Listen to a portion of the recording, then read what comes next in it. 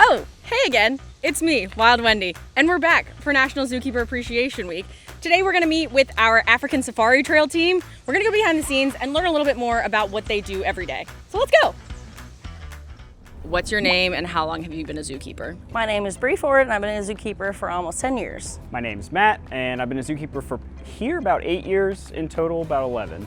My name's Tiffany Mariner and I've been a zookeeper for 12 years. My name is James Wheeler and I've been a zookeeper at the Virginia Zoo consistently since 2017, but I was here for an internship in 2014 and a temporary in 2015. What's a random thing that relaxes you on the job?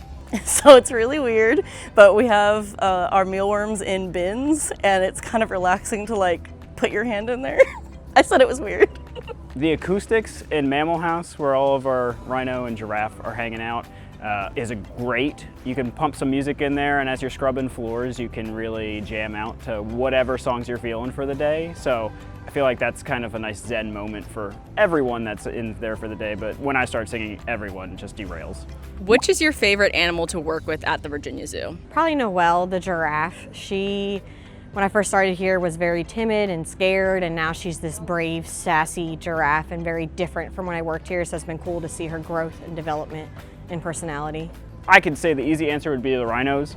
They're very personable. They are super affectionate. They really want your attention, but also they have their own personality that they give you their own struggles. So if you're trying to teach them something new, a lot of times they're not getting something, they'll just kind of roll their eyes at you and huff at you and be like, okay, that's it for the day. What's something you wish more people knew about zookeeping? All day we're making lots and lots of decisions. It's a really mentally taxing job because every choice we make does impact the animals, big or small.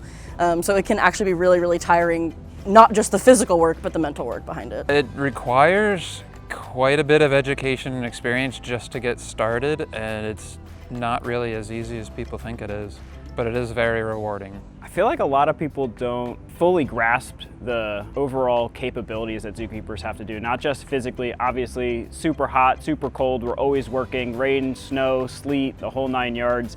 But the emotional support that you have to have as a keeper, it's really hard to come to work, give it your all, and then nature takes its course. Animals unfortunately get sick, they pass away. On the opposite side of that, all the happy moments too, where we have births, we have new animals come in, we have animals learning new things. So you have this whole gambit of sad days to super happy days, and it takes a special person to really be able to grasp that emotional range that we have to have on a daily basis. Is zookeeping just about picking up poop? Absolutely not. Zookeeping is so many other things. We provide for their basic needs, like food and picking up their waste, but we also try to make sure that they're exhibiting natural behaviors. We need to keep records on these animals to make sure that they're doing well. We also talk a lot to the public and spread awareness and information about the conservation of these animals. Absolutely not. So poop picking up is a big part of our day.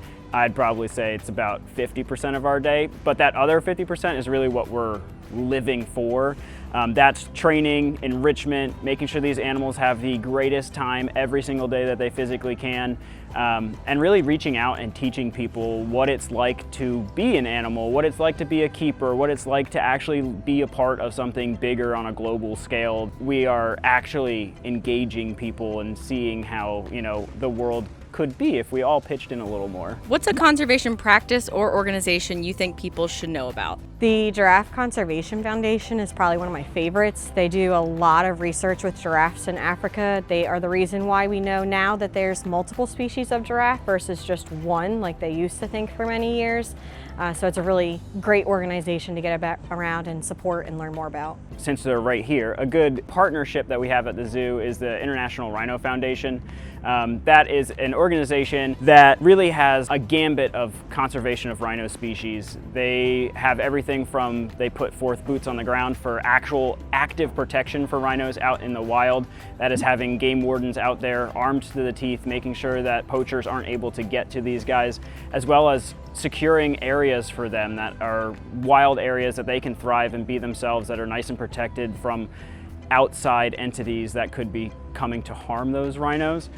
So it's a big foundation that kind of gathers as much resources as they can, reaching out to teach people about rhino conservation as well as actively engaging in the conservation of rhino species. What's the most rewarding moment you've had as a keeper? One of them that comes to mind since we're currently in Africa is when I used to work with Noelle and she wasn't really feeling me, and then all of a sudden she started growing as an animal and responding to me and working with me more. I feel like not a specific one, but whenever you're teaching an animal a new behavior or something that will better them in the long run, we do a lot of positive reinforcement training. That's training on their behalf as well as on their terms. So if we're teaching a rhino how to do a voluntary blood draw so we can test their blood to make sure that everything is all copacetic with them, they are happy, they are healthy, it's kind of nice being able to get to that point and be that person that kind of puts forth that knowledge in their heads that they will be fine and this will be better for the long run, and then that makes their quality of life for years to come even better. If you could pick the diet of any animal, whose would it be?